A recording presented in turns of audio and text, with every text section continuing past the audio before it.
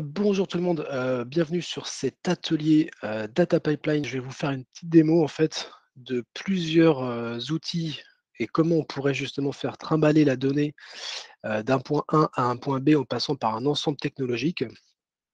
Je m'appuie sur plein de briques différentes. Alors ce que je vais faire, c'est que je vais essayer de vous expliquer rapidement ce que chaque brique fait et technologiquement derrière, j'utilise Docker pour faire cette démonstration parce que ça me permet de manière plus simple, on va dire, de mettre en œuvre plein de briques les unes après les autres et je vous montrerai le résultat final au travers d'un outil, enfin d'un fichier qu'on appelle le Docker Compose, qui va parler à certains d'entre vous qui sont connectés, enfin qui êtes connectés et qui utilisaient déjà Docker aujourd'hui.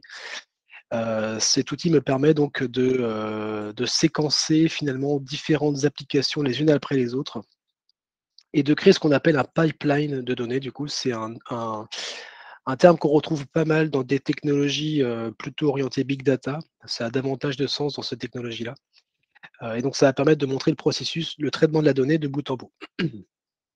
Donc là, je vous montre aussi à l'écran, vous avez donc un wiki, là-dessus sur le site de Next où, je réexplique un petit peu toutes les étapes les unes après les autres. Alors, 2 petites remarques juste avant de commencer. Sur l'ensemble des technologies, j'en ai choisi plein. J'en ai mis beaucoup exprès, en fait, et j'en ai mis même trop dans mon cas d'usage à moi. C'est-à-dire que, pour l'exemple, j'aurais pu faire vraiment beaucoup plus simple, mais j'ai choisi, volontairement de me compliquer la vie et de me rajouter plein de briques supplémentaires, davantage pour la démarche intellectuelle d'essayer de tester avec toutes ces solutions en même temps. En vrai, j'aurais pu faire un chouïa plus simple quand même.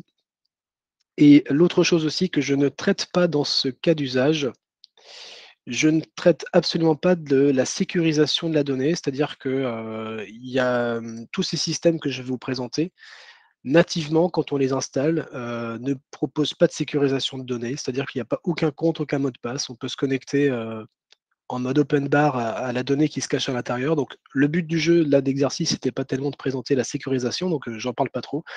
Sachez qu'évidemment, dans un contexte de production, encore une fois, on prendrait du temps, bien sûr, pour sécuriser les échanges. Alors, le cas d'usage, il est vraiment très simple. Le but du jeu, c'est de s'imaginer qu'en entrée ici, j'ai un site web sur lequel, j'ai des pages internet et j'ai des gens qui se connectent à ces pages.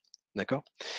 J'ai choisi, Apache, le serveur HTTP classique pour faire ça, et donc ce serveur HTTP me génère des logs dans des fichiers de log. D'accord?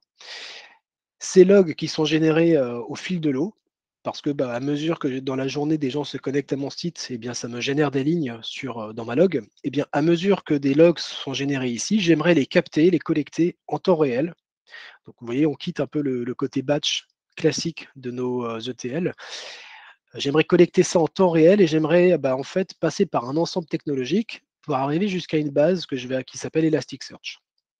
Et quand cette base Elasticsearch est alimentée en données, eh bien, je vais utiliser un composant au-dessus qui s'appelle Kibana, qui va me permettre de visualiser la donnée, cachée dans Elasticsearch. D'accord? Donc voilà toutes les briques que j'ai choisies. Donc Apache, c'est le serveur web. Ensuite, j'ai une brique ici, une couche de collecte de données, de sécurisation, de transformation de ma donnée, puisque ma donnée, elle arrive dans un état très brut et je vais avoir besoin de découper ma donnée, pour la mettre dans un format qui me correspond un peu plus. On en reparlera ici justement. J'ai ensuite l'étape de stockage de ma donnée, une fois qu'elle a été travaillée, transformée, qu'elle a été raffinée et nettoyée. Et enfin, j'ai Kibana par-dessus pour visualiser ma donnée. Et là où je me suis bien compliqué la vie, je pense, c'est un peu au milieu, ici dans la brique, de collecte et de transformation de données où j'ai 4 composants. J'ai, Bit ici, c'est ce qu'on appelle un agent, donc il s'appelle FileBit en l'occurrence celui-ci. FileBit, c'est un agent qui est proposé par, la société Elastic et qui va me permettre, de surveiller des fichiers plats. Donc à chaque fois que la nouvelle donnée rentre dans un fichier, FileBit il est au courant, en fait, il attend que la nouvelle donnée arrive et dès que de la nouvelle donnée arrive, il la prend, il la travaille et il l'envoie dans la suite. Dans la suite, j'ai rajouté Kafka de chez Apache. Donc Apache Kafka, je ne sais pas si certains d'entre vous ont déjà, eu l'occasion de travailler sur des projets où il y avait cette technologie-là, mais c'est une brique qui va me permettre de, stocker des messages, reçus par diverses applications dans des files d'attente. Et derrière ces files d'attente, eh ben, j'aurai des logiciels qui vont pouvoir être abonnés à ce qu'on appelle des topics Kafka. Et donc à chaque fois que de la nouvelle donnée arrive, ben, en fait, Kafka, lui, il a 2 grands rôles, je dirais, 2 grandes responsabilités. Sa première responsabilité, c'est d'aller stocker la donnée en interne et de sécuriser la donnée. Il faut que la donnée qui arrive, elle soit sécurisée. Sécurisée dans le sens où elle ne peut pas, disparaître, on va dire. Et puis son rôle d'après, c'est de créer des files d'attente pour que mes consommateurs derrière puissent consommer la donnée au fil de l'eau en fonction de leur rythme propre. Il y a le Apache Zookeeper. Alors lui, je vais très peu l'aborder parce il a aucune utilité concrète dans le projet. La seule obligation, c'est que Kafka ne peut pas fonctionner sans Zookeeper. Zookeeper, si vous voulez, c'est une sorte d'agent qui est là pour s'assurer que le Kafka reste en bonne santé. Donc il est incontournable dans mon exemple, mais il ne sert à rien. C'est-à-dire que je ne vais pas le solliciter. Et ensuite, j'ai Logstash. Logstash, c'est également proposé par la société Elastic. On voit dans les logos, on voit qu'il y a une certaine ressemblance. Donc Logstash, c'est un outil proposé par Elastic. C'est un ETL. Les 2 grandes différences entre Logstash et un ETL tel que vous les connaissez, comme Talend par exemple. La première différence, c'est que Logstash n'est pas du tout graphique. On n'a pas une interface graphique avec des composants, et cetera. On va avoir vraiment un côté très scripting, donc c'est absolument pas sexy. Ça, c'est la première grande différence. Et la seconde différence, c'est que nativement, nos ETL sont très orientés batch, c'est-à-dire que ben, j'exécute mon traitement une fois, et puis ben, quand ma donnée elle a été traitée, il s'arrête, mon job s'arrête, et il attend que ben, je le relance à nouveau pour repartir. Alors que Logstash, c'est un ETL qui, quand on l'exécute, ne s'arrête jamais. Il est toujours en attente d'événements. Donc on l'imagine davantage dans ce qu'on appelle un pipeline, parce qu'en fait, il va avoir cette notion de temps réel. D'accord? Donc dès que de la donnée arrive, dès qu'une nouvelle ligne va arriver ici, mon agent Bits va détecter que ma nouvelle ligne arrive, il va l'envoyer dans un topic Kafka. Logstash, il est abonné à ce topic Kafka. Il va découper ma donnée, c'est un ETL, donc il va transformer ma donnée et il va aller la charger dans Elastic. Et ensuite, je verrai la donnée avec Kibana. OK? Et donc, quand je dis que je me suis compliqué la vie, c'est qu'en fait, FileBit ici aurait pu directement aller écrire dans Elasticsearch. C'était une possibilité que je pouvais faire. J'aurais même pu avoir Logstash qui lit directement dans mes trucs ici. Mais là, l'enjeu à nouveau était plus intellectuel, de tester les différentes briques les unes après les autres.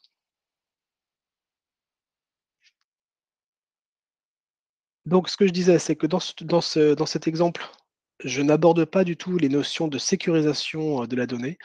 C'est-à-dire que normalement, dans un vrai projet, on sécurise les échanges, bien sûr, entre tout ça, hein.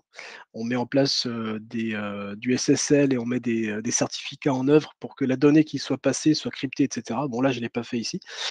Ce que je n'ai pas non plus fait, c'est que tous ces systèmes-là, normalement, sont dits distribués. Ça veut dire qu'on est dans des architectures de type clustering, c'est-à-dire que si je prends Elasticsearch, par exemple, ici, dans l'exemple, j'ai fait un seul nœud élastique, donc une seule instance.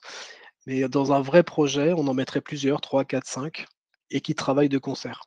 On ferait pareil avec le Kafka. Ici, voilà, j'ai un peu simplifié, j'en ai mis qu'un seul à chaque fois, mais dans un vrai projet, à nouveau, on pourrait se compliquer un peu plus la vie. Alors, pour faire tout ça, en fait, je me suis appuyé sur Docker. Alors, je ne sais pas, est-ce qu'il y en a parmi vous qui ne connaissent pas Docker du tout? Ou est-ce que ça parle un peu à tout le monde? Je connais pas du tout pour ma part, hein. D'accord. Ah bah, je vais essayer de résumer ça. Je vois que Camille est là, donc Camille, tu connais bien toi de Docker. Je vais essayer de résumer ça de manière un peu simple. Nous, on a l'habitude d'utiliser des systèmes de virtualisation, c'est-à-dire qu'on se connecte beaucoup à des VM. Et une VM, c'est quoi? C'est un OS, Windows, Linux, peu importe, sur lequel bah, j'installe un ensemble d'applications, et cetera. D'accord? Donc, ça, on sait faire. La virtualisation, on voit bien comment ça fonctionne. Et en fait, Docker, derrière ça se cache pas tout à fait de la virtualisation, on appelle ça de la containerisation.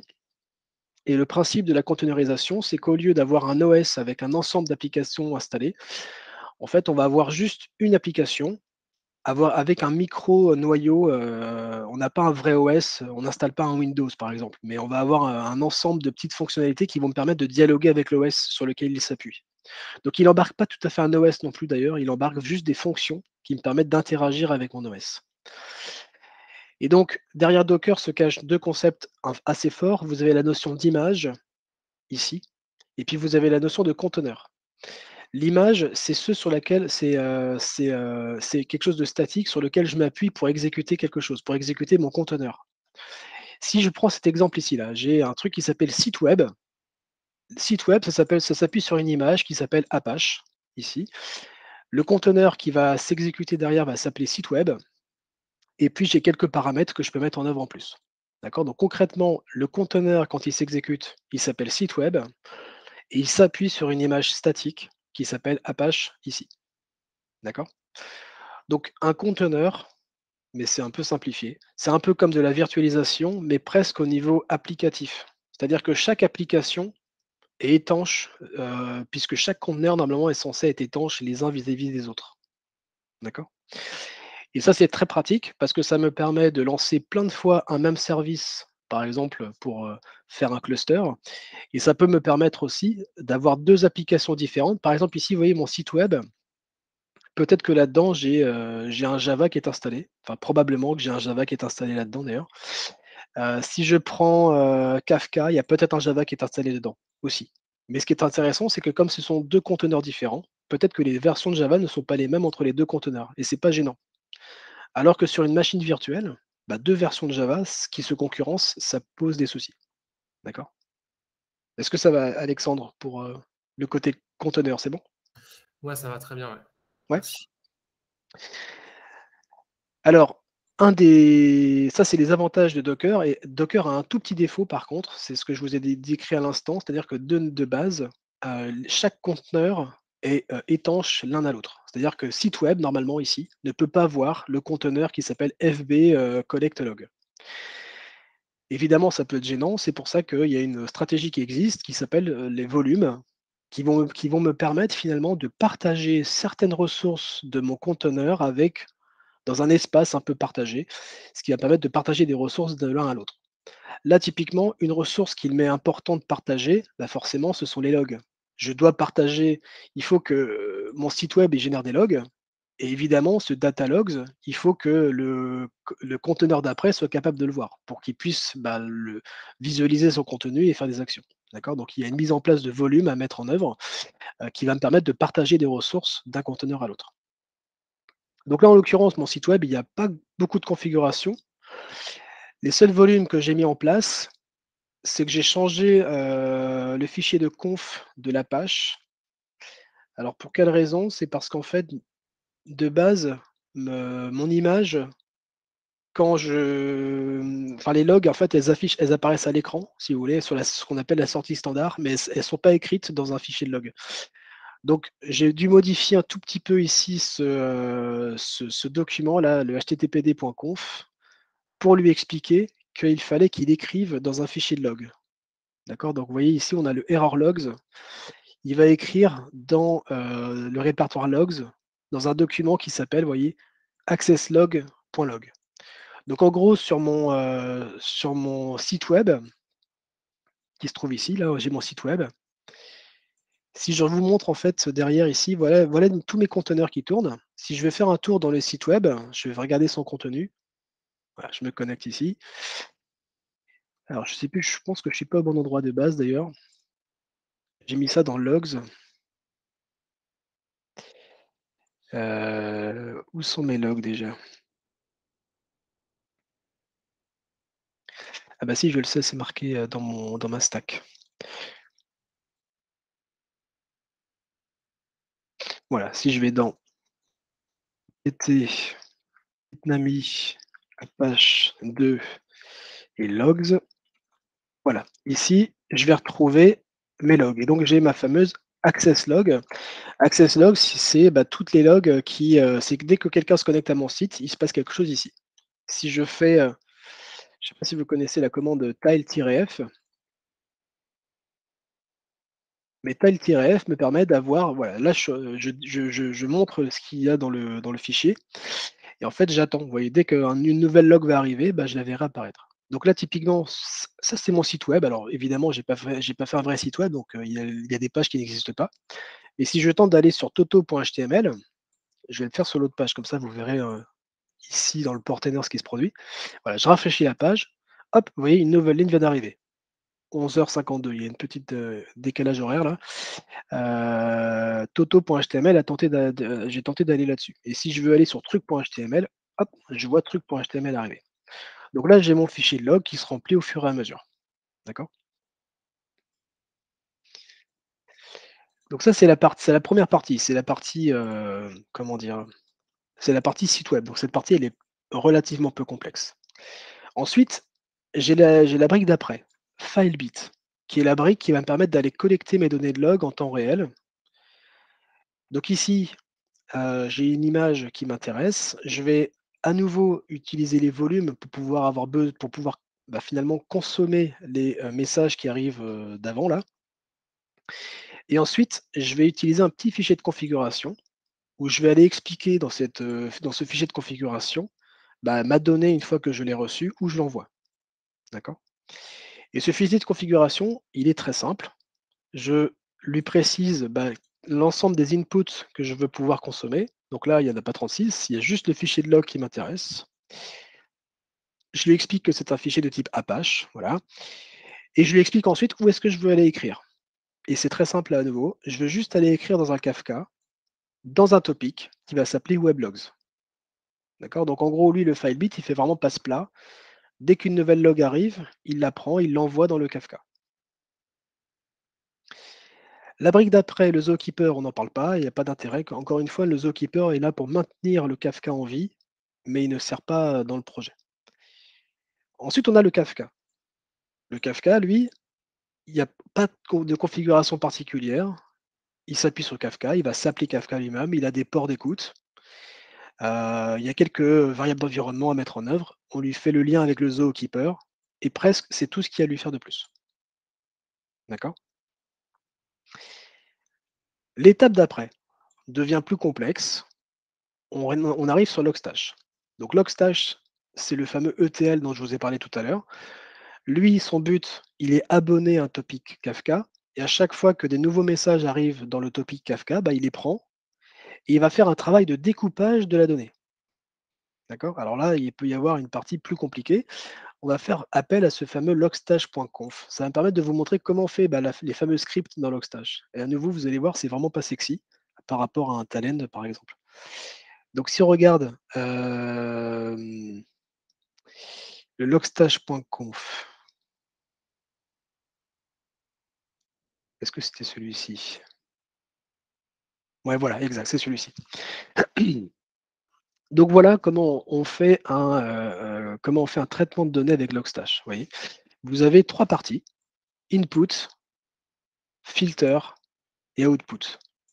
On retrouve donc les trois composants principaux de ETL, hein. E, c'est l'entrant, le T, c'est la transformation ici, et puis le L, c'est le chargement en sortie. Alors, on peut commencer par l'entrée et la sortie déjà, puis on va faire après le truc du milieu.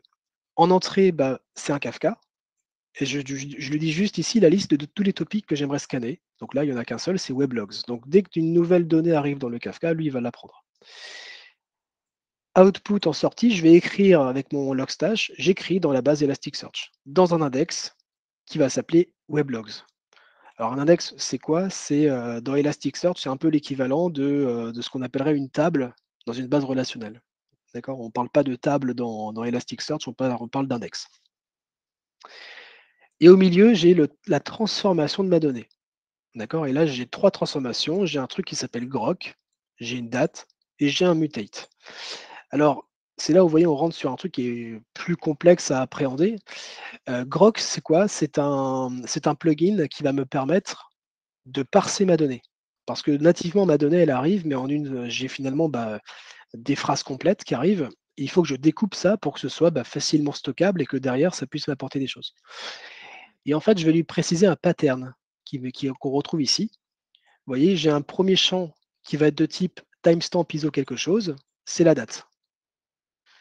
J'ai un autre objet après qui va être de type IP que je vais appeler client. Après, j'ai un truc qui est de type HTTP date, ce sera la date de ma log. Après, j'ai un truc qui est de type Word, ce sera la méthode, et ainsi de suite. Vous voyez. Donc il faut définir ce pattern. Et une fois qu'on a correctement défini ce pattern, le message que je reçois en entrée, bah, je le découpe et ça me génère donc tous ces champs, date file bit, client, datelog, méthode, etc., etc.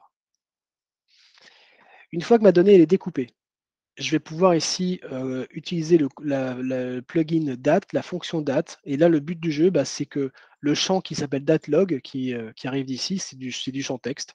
Et là, vous voyez, je le transforme en un champ de type date. Et enfin, j'avais rajouté celui-ci qui ne sert pas à grand-chose. J'ajoute un nouveau champ que j'appelle contexte et qui va contenir une valeur figée qui s'appelle demonext. Donc, vous voyez, il n'y a pas tellement d'intelligence celui-ci, j'ajoute juste un champ. Et le tout va en sortie dans Elasticsearch.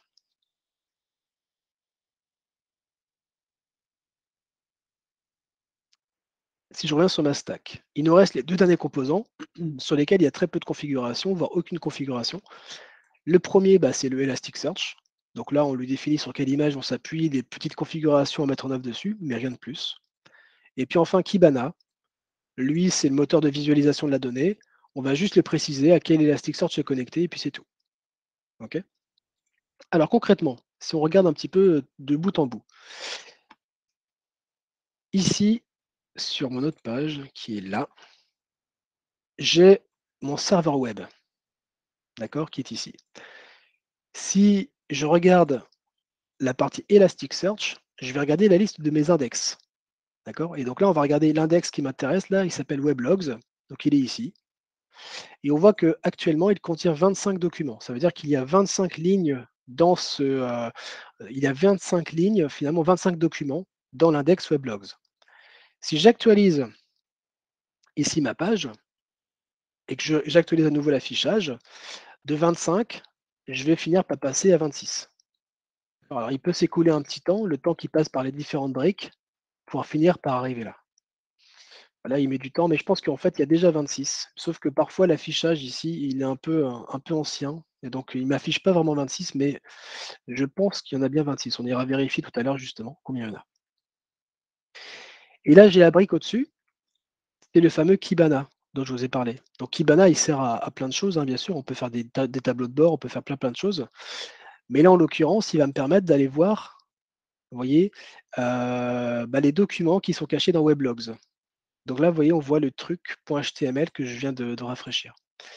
Mais si j'en fais un autre, vous voyez, là, j'ai vu qu'il y avait Rachel qui était connectée. Si je tente d'aller sur rachel.html et que je tente d'actualiser ici, j'avais 10 hits, ça veut dire qu'il y a 10 documents. Vous voyez, là, je suis passé à 10. Et là, je vois ma tentative, qui a raté, bien sûr, d'aller sur rachel.html. Donc là, ça vous montre bien que votre donnée, la donnée, elle est bien passée dans toutes les briques.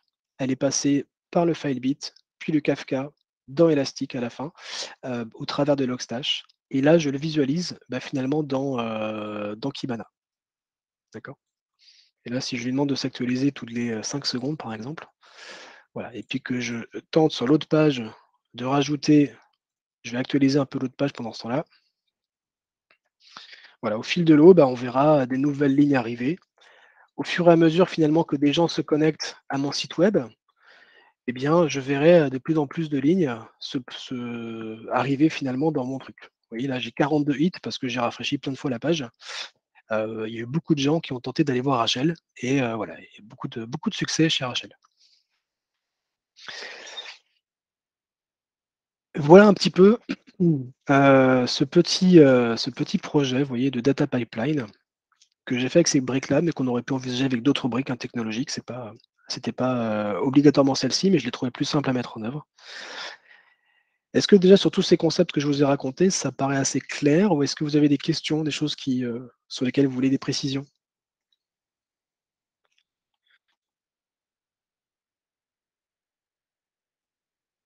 C'est assez clair. Ouais, Riyad, c'est bon pour toi? Oui. Après, je me rappelle, j'avais fait un projet un peu similaire et on avait utilisé Python. Est-ce que pour tout ce qui est transformation, tu sais, le fichier avec l'input, Ouais. filter et l'output, je ne sais pas si tu as des cas avec l'utilisation de Python ou pas. Ouais, ouais, on aurait pu aussi envisager effectivement Python. Là, pour le coup, quasiment, toutes les briques sont presque interchangeables, avec, d'autres technologies, bien sûr. Effectivement, ici, à la place de Logstash, on aurait pu envisager autre chose. On aurait pu même pu envisager un ETL, hein, ça aurait pu être une stratégie aussi. Du scripting Python, ce serait faisable aussi d'avoir un script Python qui est en écoute finalement d'un topic Kafka et qui, dès que, et de manière un peu régulière, il va scanner, voir si des nouveaux messages sont arrivés. Et s'il y a des nouveaux messages, eh bien, il les découpe et il les envoie dans la suite. Ça aurait aussi pu s'envisager, ouais. J'avais fait un cas comme ça pour. J'avais fait un cas comme ça en Python. Alors, je ne sais pas sur quel écran il va s'ouvrir. S'il s'ouvre là. Alors, c'était pas de la donnée de log cette fois-ci. C'était pour aller collecter de la donnée sur Twitter. Donc en fait, avec ce script Python qui est là, voilà, avec le script Python, le Python qui est ici, en fait, je lui mettais mes clés API Twitter à moi. J'allais me connecter à Twitter, je mettais un ensemble de mots-clés que je voulais surveiller sur Twitter, quoi. Et puis dès qu'un nouveau message arrivait sur Twitter faisant référence à un de ces messages-là, eh bien mon script Python finalement allait jusqu'à générer le document JSON qu'ensuite il allait indexer dans Elasticsearch. Et donc là, on voit dans cet exemple que j'utilise pas du tout un Logstash ou un ETL classique, j'utilise un script Python qui, lui, finalement, ne va jamais s'arrêter, il va toujours être en attente de nouveaux messages sur Twitter. Et dès qu'un nouveau message arrive, il le prend, il le découpe et il l'envoie dans la suite. Donc on aurait pu envisager ça aussi. Ouais. Une question là. Moi, j'ai Ouais. eu des fois des clients qui cherchaient à mettre derrière Talend, d'avoir une plateforme de supervision avec du Kibana, par exemple. D'accord. Ouais, alors effectivement, Elastic et Kibana, on les retrouve régulièrement ensemble. Alors, parce que Kibana, d'ailleurs, hein, il est proposé par la société Elastic, ça veut dire qu'il ne peut marcher qu'au-dessus d'Elasticsearch. Vous ne pouvez pas avoir un Kibana au-dessus d'une autre base de données qu'Elasticsearch. Et donc, un des buts premiers de cette base et un des cas d'usage les plus fréquents qu'on retrouve avec cette technologie-là, ou cet ensemble technologique, c'est justement le stockage de logs. Donc, quand dans un système d'information, vous avez plein de logiciels différents et que tous ces logiciels différents, ils déversent des logs dans des fichiers plats quelque part, parfois ça peut être pertinent en entreprise d'aller collecter des logs de tous ces systèmes quasiment en temps réel pour aller se constituer un puits de logs. Et peut-être ça peut permettre justement d'aller voir s'il n'y a pas des phénomènes qui se produisent de coupure de service qui impactent plusieurs systèmes à la fois. Donc ça permet d'avoir finalement une analyse croisée de toutes les logs de l'entreprise. Donc on n'est pas sur un projet data métier du tout, et on est vraiment sur un projet data technique. Mais on retrouve beaucoup ce type de projet finalement dans les entreprises. Et voilà, moi ce que j'avais à dire de mon côté. Merci à vous en tout cas pour votre présence et votre participation.